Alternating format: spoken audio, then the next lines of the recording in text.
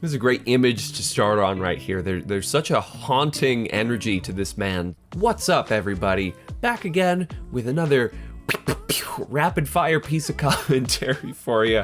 I hate these intros. I, being somebody interested in both making YouTube content and political stuffs, there are sometimes I'll come across a clip or a tweet that really irks me. But unlike my YouTube heroes, the big Joels of the world who can take a single tweet and turn it into a wonderful 20-minute video essay on like anti-intellectualism or whatever, I don't always have a whole lot to say about clips. Sometimes it's just like a couple-minute response. So today I wanted to try something a little different. I'm gonna watch a couple of clips and give the short thoughts I had on them and just kind of truncate them all together. And I want to try to turn this into a regular segment where I just kind of see where conservative commentary is at, use these clips to see the sort of topics they're focusing on, the rhetoric they're starting to deploy, you know, that sort of thing. Maybe take some time to laugh at Dave Rubin. That's always an easy layup. So let's start with this quick clip here. Hopefully I can scrub through this hour-long podcast to find it, of Steven Crowder talking to Jason Whitlock.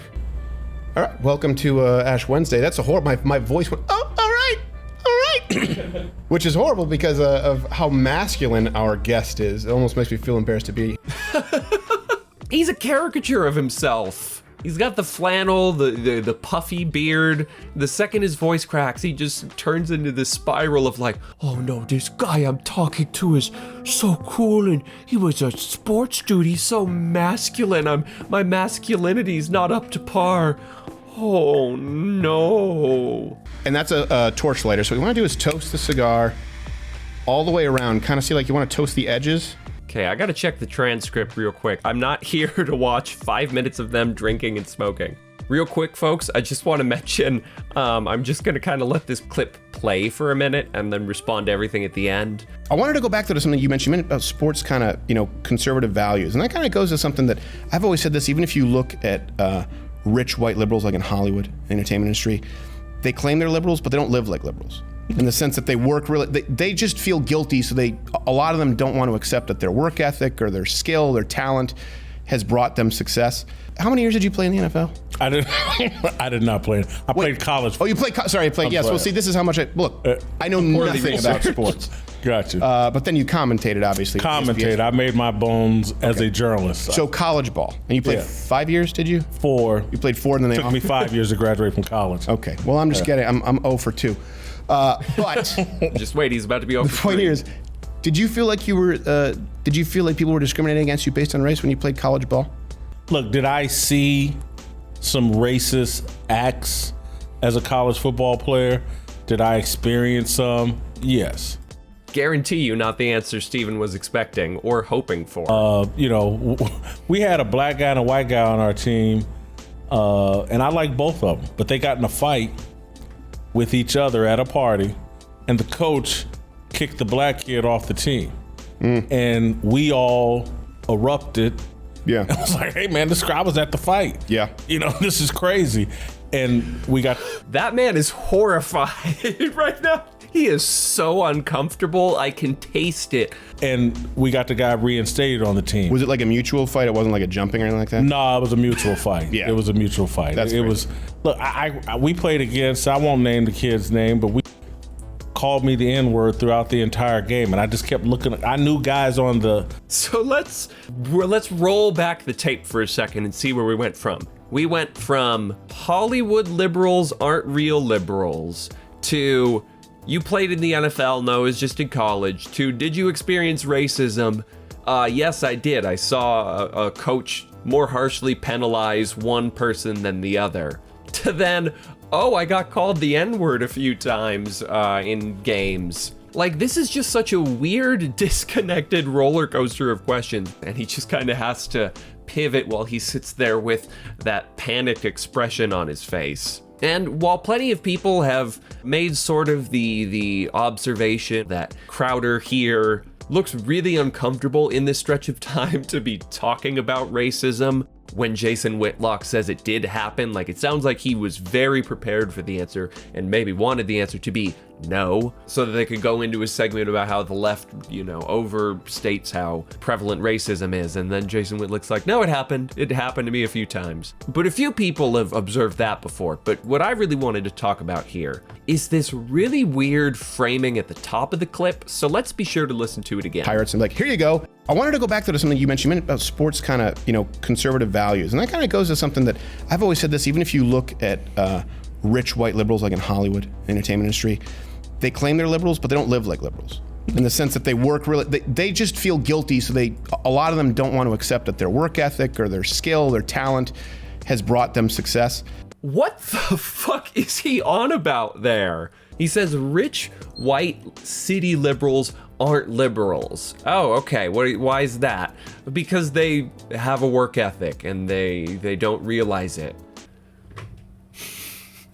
What this is right here is it's a straw man of Stevens being confronted with reality. His straw man is to be liberal means you wear like an anarchist t-shirt, you go to college for 20 years studying lesbian basket weaving, you sell, I don't know, bead necklaces on your Etsy shop while you live in your car or something like that, and you just hate capitalism because you're not successful. Like, that's this weird straw man he has of what liberal means. And I don't even know how much he necessarily believes that, less than that that's a useful straw man to argue against. But then he has this reality of super successful like city liberals who aren't just doing these dumb straw man things that he says make up liberalism. And instead of looking at this straw man he's created and considering where maybe this pokes holes in his stupid idea, he just goes, oh, well, you see, these liberals, they're actually just conservatives here who are guilty. They're guilty conservatives. Instead of the more logical conclusion, which is that his whole framing is off. To be concerned about social welfare programs or something like that does not make you guilty or to critique or have issues with how our, rising to the top in our economy works is to say that you don't personally take pride in your work or your work ethic, It just means that you want things for other people. That's not a rejection of your, successes. It's just like caring about others. And I just find it so funny, assuming that he is in that moment being serious. I guess it could, again, be a straw man argument coming up against a straw man argument, but it sounds like this is just actual things he believes. It's so funny that instead of seeing this huge chunk of the liberal population that does not agree at all with your straw man, that instead of recontextualizing your straw man, you just go, oh, well, no, these people are actually more like me than they are like this stupid straw man I've created. And that was it. That's all I wanted. I didn't want 5 minutes of smoking a fucking cigar. I just wanted to show this stupid bit. Okay, next clip. Hopefully, we remain respectful and light and kind with one another. Completely unrelated to politics, I forgot just how British this man sounds. And I just wanted to take a moment to acknowledge that. Back to the video. Place. Do you not think that economic inequality creates in a human being a sense of injustice, of unfairness? Because people, do you know what, Candace? 90% of people that are rich, do you know why they're rich? They was born rich. Okay, I can tell you something. I think that economic disparity creates that feeling, but a fundamental understanding in economics can help you Do you know conquer that? The most A fundamental, sorry, I just didn't catch this the first time I saw the clips. An understanding of economics conquers that. One, I think that's just a dumb appeal to, did you read Economics 101, bro? It says Reagan was right the whole time. But more so that's just like on its face, blatant, like capitalist realism. The idea that if you understand economics, you'll go like, oh, well, it just makes sense that all the money trickles up and that, my surplus labor goes to this boss of mine. Oh, it just makes sense that these people have so much money because, it's all good. It's all for the good of the economy. You see, if you understood economics now, you wouldn't care so much that Walmart employees are starving while the Waltons have more money than any person would ever need. I see. So I believe in the individual. You don't. That's I our believe- fundamental differences. Believe in the individual means... What does it even mean in that context? Sorry. I'm trying to think this through. Believing in the individual means you're okay with huge wealth disparity. It means it justifies that. I mean, she's not wrong, I guess, that it is kind of a self-justifying process. And it was a flippant comment. It's not meant to be a well-structured argument there. But I'm like, I don't think that means anything. In humanity, think of animals in the wild. You don't even have to go to humanity. We can just think about animals in the wild. What is our human instinct, okay? Are you going to make sure that everyone on this block is fed before you feed yourself? Do you go around and say, hey, have you had breakfast this morning? Hey, have Listen, you had breakfast this morning? I mean, that sounds like the Panthers lunch program right there. Like that sounds like a good fucking idea.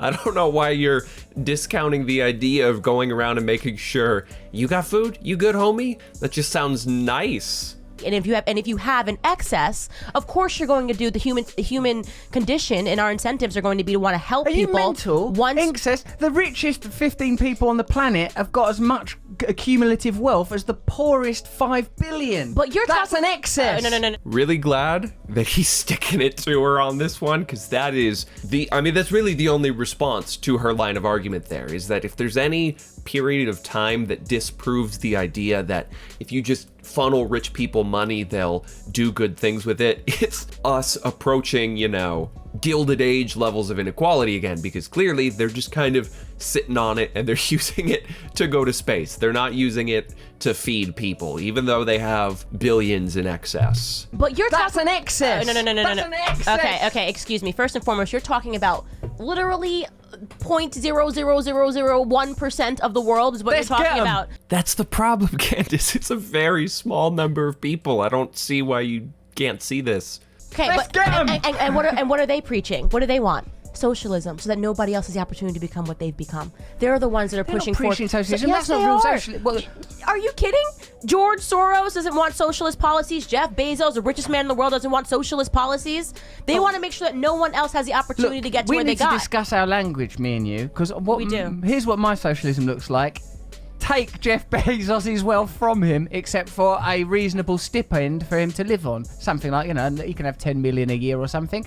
Tax Amazon to the ground. And in all of us, there is a kind of battle between, like, some of my impulses, Candace, are I just want pleasure and fun, and I don't care about anything except myself. That's in me. That's in me, and it's strong. But I personally think I don't feel good when I live that way. There are consequences for me, and there are consequences for others. So I kind of want to live within systems that encourage collective and communal values.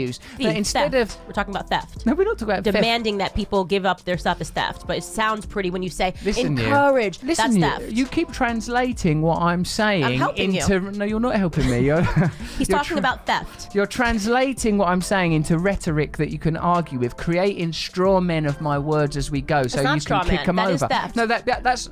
I'm not saying that. I'm not saying that there's any political party that currently exists that in any way represents my views. I'm just asking if in politics, both personally and collectively, there's room for a little more compassion and love. And whilst I agree with your that there is something easy to fetishize about individual achievements, that in your own case or wherever we see greatness, we can't take that example of the ability of the individual to overcome adversity to condemn people that haven't been able to. By the way, folks, if you haven't seen it, I have a video on that exact topic called choice reductionism.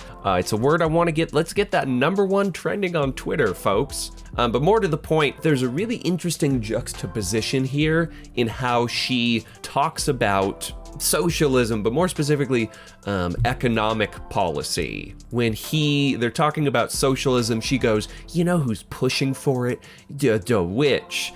She goes, you don't think George Soros doesn't want socialism? And the idea there is she's casting socialism as this anti-working class kind of thing, trying to appeal to this populist side of her audience. But then about 4 or 5 minutes in, when he's talking about encouraging collective action, she just immediately goes back to like the Reaganite libertarian economic point that like taxation is theft and we should get rid of all of it. Now, on its face, this might not seem like too big of a deal. You might think, oh, okay, she's kind of shifting between, you know, pro-populism and pro-business in a way that's just a little flippant. She's clearly came prepared with like good debate skills, so you might be tempted to just kind of write it off.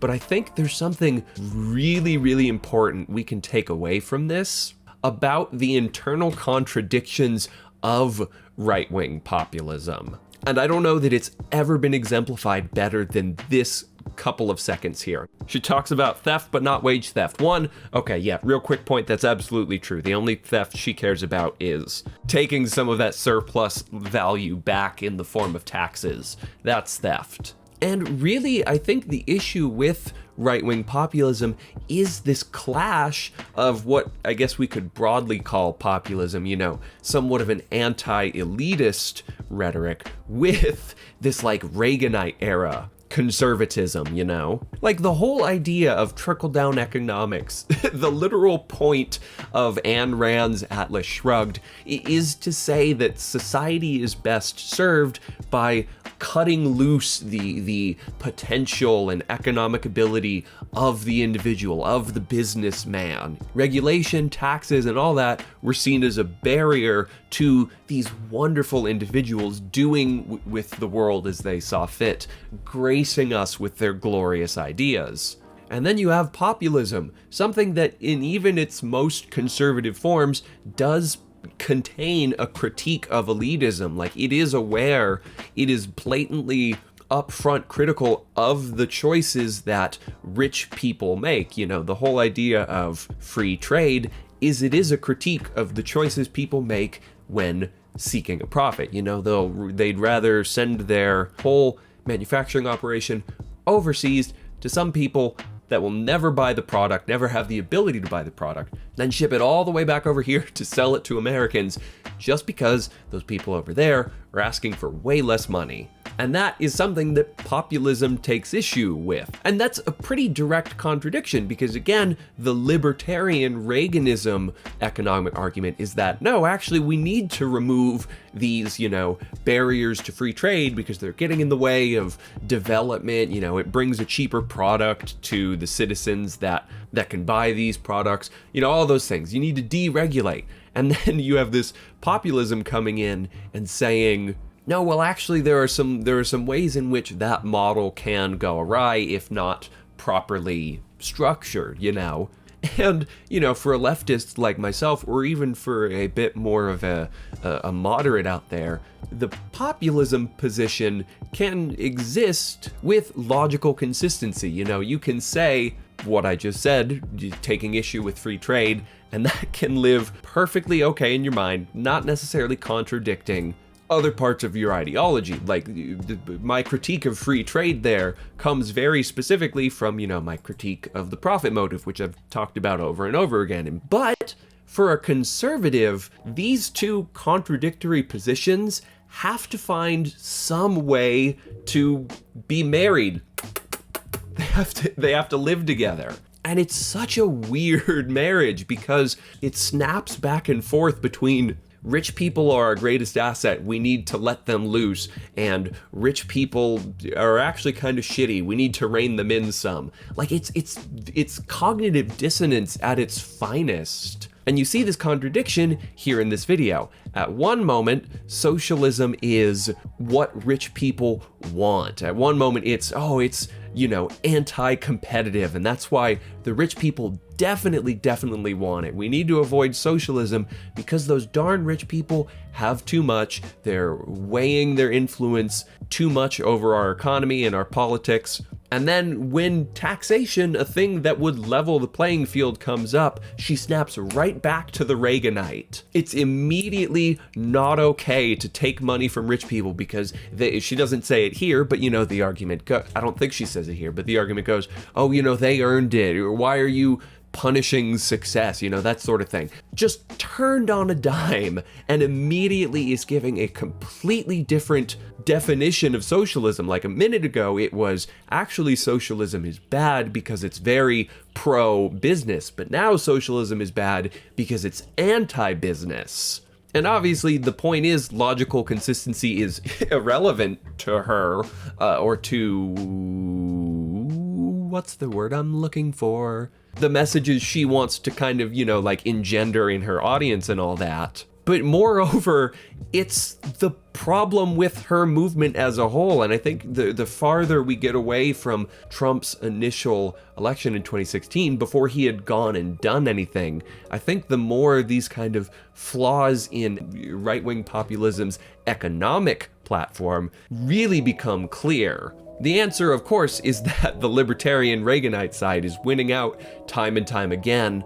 And it seems the populist side is more of just a rhetorical device that they're tapping into to try to win people over.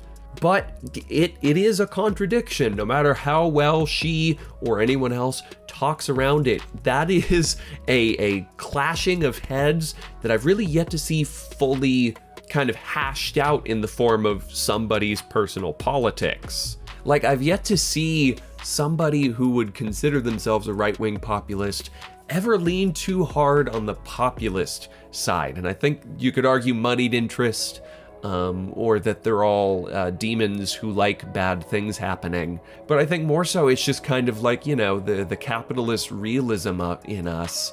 It just won't let this critique that, and let's step away from, the media figures who are fucking grifters for a second. Like in regular people, they can see with their eyes this populist critique of our economy, but it's just hard for them to imagine anything different or to really let that side, win out. But yeah, that's about all I have to say here. I just thought the way she flips, the way she turns on a dime between these two completely different definitions of socialism and two completely different stances on how we should feel about rich people was just really informative in a way that I'd yet to see anybody talk about, so I just wanted to do just that. So, thanks for watching, everyone. Now, let's turn it on over to the pre-recorded outro. Be sure to toss me a like and subscribe down below. But if you really want to help me out, you can join me over on Patreon. Patrons get access to exclusive behind-the-scenes content,